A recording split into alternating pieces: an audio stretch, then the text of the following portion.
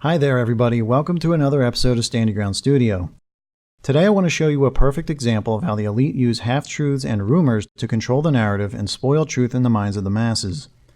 Recently, anonymous members of the infamous website 4chan launched Operation O-KKK, where they doctored up a bunch of imagery to make it look like the AOK hand sign is a known white power symbol.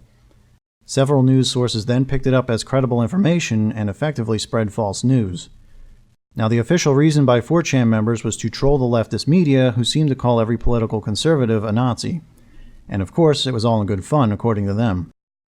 Incidentally, this led to Twitter detectives digging up loads of imagery where celebrities and politicians of all kinds use this symbol, which means there's suddenly a vast conspiracy of white supremacists in our midst, despite the fact that many are not even white. You can see one of the many tweets here. It has the false white power hand symbol we'll go over, matched up with a couple of images we frequently talk about here in the truther community. And OMG, how deep does the rabbit hole go? Now, the initial claim was debunked within a day or two, but the damage was done. While media analysts are left with their heads spinning as to how this could have happened, we can see the real agenda right here. This is one more giant reason to mock the truth. And I'll step through the whole debacle quickly to catch you up on what happened, because this is not the beginning nor the end of the story. Now, researching this train wreck of an event, I noticed a few prominent themes. They're right here. First, it's about controlling the narrative. Falsely exposing the truth by marrying it to lies, hate speech, and fake news is nothing new. They always make it sound absurd. We're using the echo chamber of the internet, particularly social media, and we get to watch how a handful of people jumpstart the whole process. It's really not that many. They start a false argument with one another. And I have to question, did it actually go viral? Because these stories try to tell us it did, but I can't really tell. We're stirring the pot as usual. Realities and beliefs collide and meld in a way that pisses everyone off. There's a false awakening going on. So waking people up with half-truths is designed to spoil the truth so that they willingly avoid it in the future. And of course, as usual, consensus is fractured even further as more theories and more beliefs result from all the mayhem. Now, going back to before the election, you can see that many members of the so-called alt-right have been flashing the AOK sign very deliberately in public. I have just a few images up here on the screen. You can trace this controversy back to Hillary Clinton making false claims about Pepe the Frog in 2016. More recently, Gons at Face Like the Sun pointed out the many times that Mike Cernovich has used this symbol publicly. Now, I don't follow the guy, but apparently Mike Cernovich plays the part of the truther, and Gons points out that this is basically truth or suicide when you do this. And in that video, Gons left it with an open question. If Mike is a truther, why would he choose to do this? And I think we'll see exactly what Mike Cernovich was up to in just a moment. So, in February of this year, an idea was hatched on 4chan to troll the mainstream media. They wanted to show that they can get liberals to buy into anything that makes conservatives look like Nazis. So they launched Operation O-KKK. Images like this one here had been doctored up with clever hashtags, like this one, #NotOK. The double meaning is that it doesn't just mean okay, nor is it okay to accept this disguised hate speech. Now, it's grown in popularity through various internet circles and has also become attached to the Pepe the Racist Frog meme that was hijacked last year. And you can also see that they slapped the ACLU's logo on there to make it look official. In late April of this year, Cassandra Fairbanks and Mike Cernovich took the latest photo at the White House press secretary podium holding up the AOK 666 hand sign. On April 28th, Emma Roller of Fusion tweeted that photo like you see here. Just two people doing a white power hand gesture in the White House. She then follows it up with this tweet right here for reference, and it's this white power hand symbol we just saw above, which was completely made up. More Twitter accounts immediately activated, backing her up, showing more visuals that we've seen and matching it with Pepe, the supposed racist frog, and saying things like Trump has normalized it. From here, Emily Sugarman of The Independent wrote one of the laziest articles you can imagine, essentially spreading a rumor while proving herself wrong in the process. She claimed that the Anti-Defamation League approved this one-handed gesture as a white power symbol, and then she posted a link to a completely different hand sign altogether. You can also see how they posted this article to Twitter. Right here. Some people think this means Donald Trump is Illuminati. So we're already seeing how the Illuminati are being thrown in the mix. And, as expected, people were blown away by how terrible the reporting was. So 2 days later, the ADL confirmed that this was a hoax started by 4chan Anons. And as reported here, we now have a community of people willing to believe in some form of this lie. And I'm going to go ahead and quote a writer from The Observer as such. The Independent's Sugarman apparently failed to do even cursory research before making her allegation against Cernovich and Fairbanks based solely on Roller's credulous tweet about the OK sign.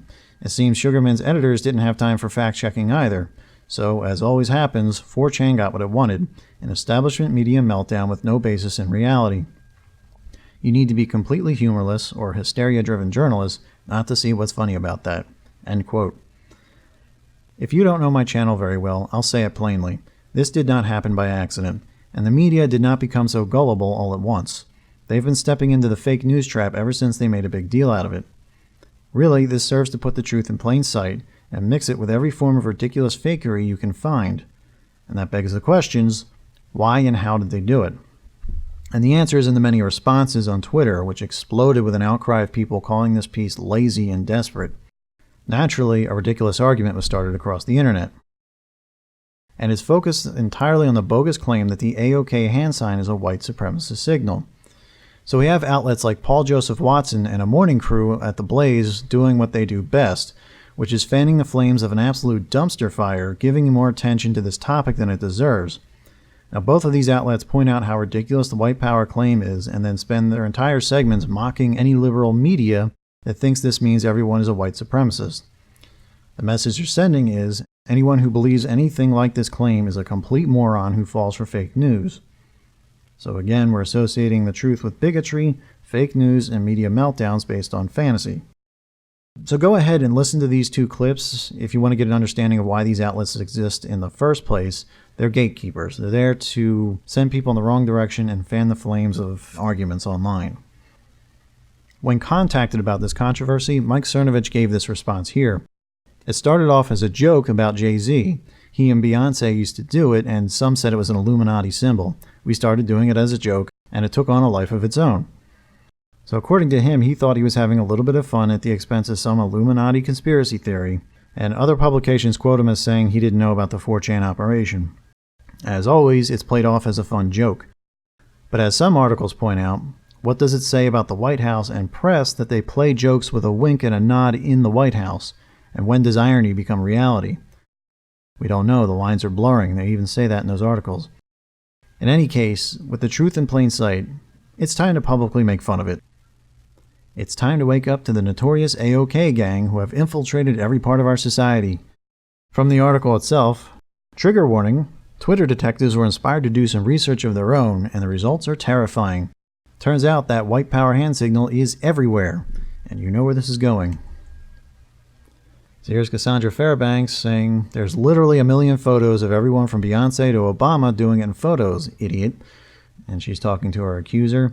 And here we have one of them. Gasp, oh my God, here's the Pope doing it. Here's the one we saw earlier. OMG, how deep does the rabbit hole go? And wow, here's Beyonce again, confirmed Nazi. And we got all these familiar images right here. Look at all these white supremacists giving the white power sign, SMH. And Mel Gibson just flashed the racist Pepe hand gesture at the Oscars, a vile white supremacist. All of it speaking very facetiously. From someone named Jesus the Creator, Denzel Washington approves hand sign.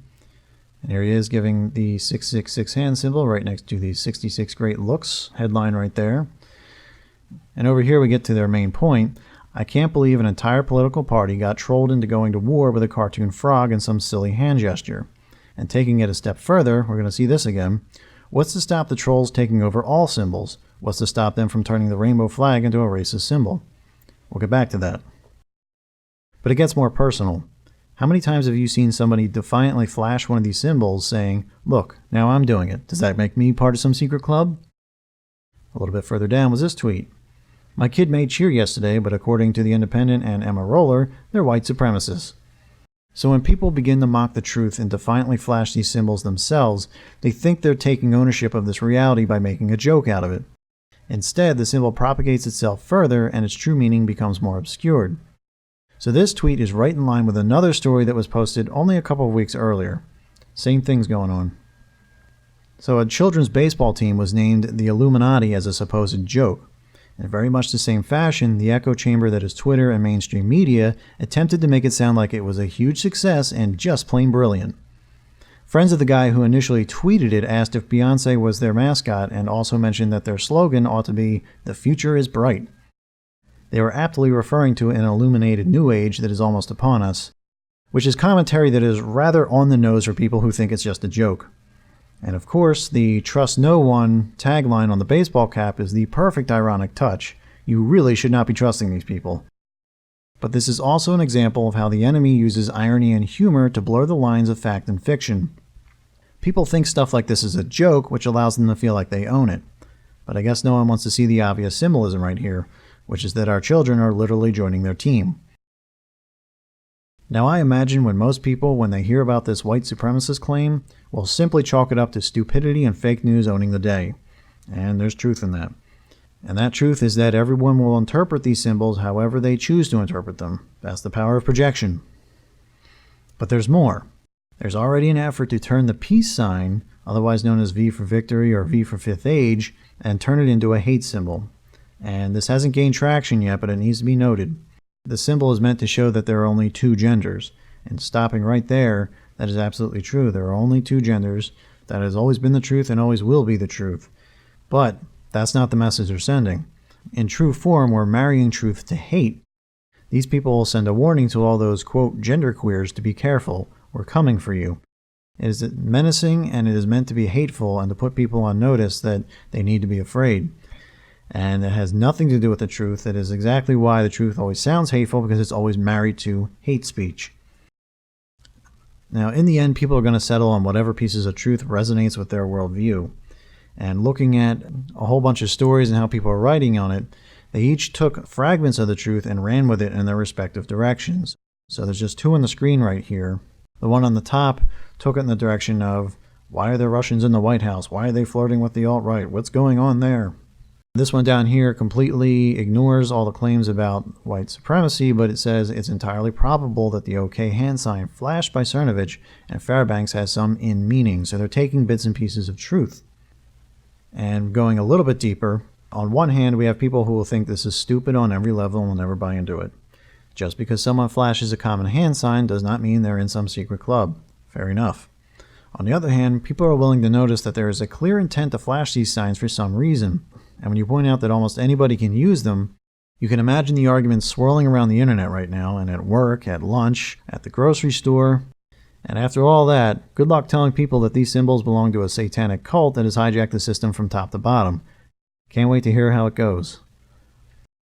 So to wind this video down, I want to bring up that the media has recently dubbed this spike in fake news and alternative facts as the post-truth era. And I've mentioned that we're fracturing public consensus numerous times. But here's something I'd like to add. When controlling large groups of people with rumors and half-truths, the perfect enemy of truth is not lies. Lies can be sorted out. The word of the day is obfuscation, and the definition is down here. As a noun, it's the action of making something obscure, unclear, unintelligible, to throw into shadow, to darken, to make obscure, to be evasive, unclear, or confusing. So why do I bring that up? When you blur the lines of reality, no one can quite tell what's real versus fake, fact versus fiction, a joke versus a serious threat. In this reality, anything is true and everything is fake.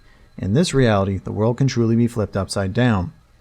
Taken far enough, you can frustrate people to the point that if they somehow held the truth in their own hands, they'd throw it away in disgust. Now, if you feel like you can't keep up with the confusion, please don't feel bad about it. This is all designed to be an overwhelming burden on the mind. Every topic going on right now. Worldly truth is relative and changes almost daily at this point. Meanwhile, trustworthy information is being destroyed almost completely. If you want real truth, I pray that you seek out Jesus Christ. He truly is the only way. When you are yoked with him, your burden becomes very light. And I will testify to that fact and would love to speak to it further in later videos. In the meantime, please drop any comments below. Let me know if you've seen this story or have any info I might have missed. I really do pray that you're all well and seeking out God's kingdom. I'll talk to you soon. Take care and God bless.